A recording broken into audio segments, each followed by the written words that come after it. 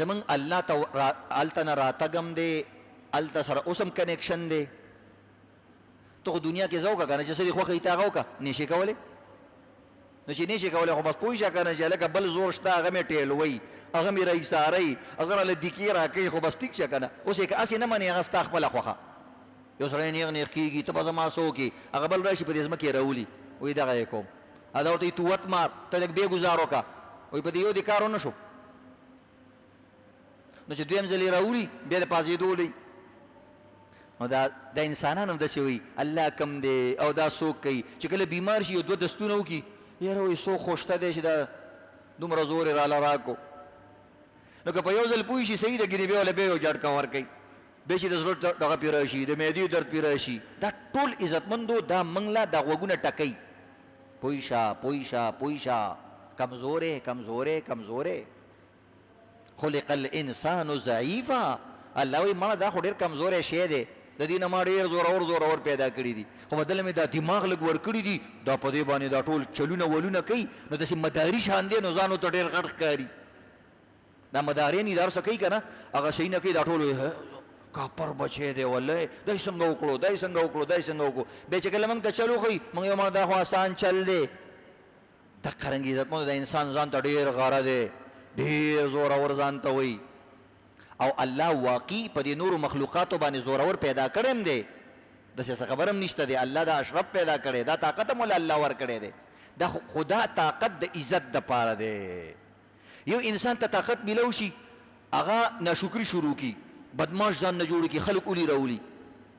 یو انسان دی خلکو سره مینه شروع کړي، خلکو باندې خوراکونه شروع کړي، سخاوت شروع کړي، دم نوم وګټلو دم نوم وګټلو، خو دې سړي ښه نوم وګټلو او دې بل بد نوم وګټلو، طاقت یې بې ځایه استعمال کو. نو د دې وجې نه عزتمندو هغه الله سره به تعلق جوړی. د هغه نه اخوا دې خوا نشته. الله وایي دا کافران نه دي چې وایي الله نشته فلانې نشته، وایي چې کله دوی د سمندر په تیارو کې اونخلي او هلته د کشتۍ جړقار شروع کړي او طوفان راشي، وی بیا دوی ته پته ولګېږي دعو الله مخلصین له الدین، وی بیا صرف اور ضرب ما ته آواز کوي، یا بوتان تیر شي هغه پلار نیکه تیر شي، دعو الله وی الله ته دعاګانې کوي، مخلصین وی داسې په اخلاص یې کوي که نه، یا الله بس تا نه بغیر څوک نشته او بدلته به ته زمونږ په کار راځې، نه بوت په کار راځي نه بل. بیا الله رب العزت وی دا انسان څومره کمزوری دی. فلما نجاهم الی البر، وی بیا مو له زه نجات ورکړم چې زمانه کمزوری دی، بې وقوف دی، بوتانو ته هم سجدې کړي، هر څه کړي هر څه کړي، ما نه مني، خو په دې وخت کې اواز ما ته وکړلو، زه خیر دی منه ویې منه کافر دی نه شکر دی، وی زه ولې دغه تورو تیارو نه نجات ورکړم، وی دا چې بیا خشکۍ ته راشي او یو څو ورځې تېرې کړي، وی ما دوباره هیر کړي. داسې به نه وایي چې هلکه هلته مې په کار راغلی و. لکه زمونږ پلار اکثر د ماشومانو ته ګوره پلار ورسره ټول عمر ښېګړه کړي چې لږ شان پلار سره بوډا شي اختلاف راشي، تا موږ له څه کړي دي؟ نو الله وایي دا موږ سره هم داسې کوي، خیر دی موږ ته وایي تا موږ له څه کړي دي. یعنې داسې ځای کې زه په کار راشم چې هلته پلار هم په کار نه راځي.